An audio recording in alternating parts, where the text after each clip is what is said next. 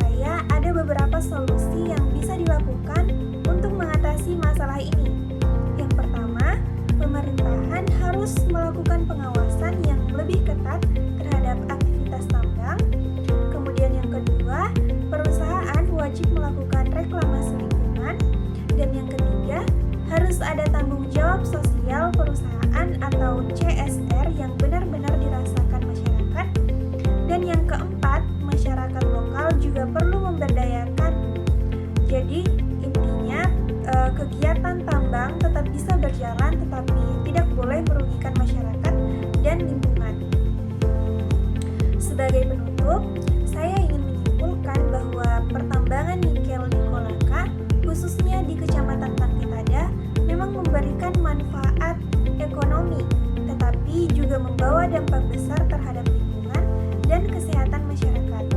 Menurut saya, jika tidak dikelola dengan baik, dampak ini bisa terus berlanjut dan merugikan masyarakat dalam jangka panjang.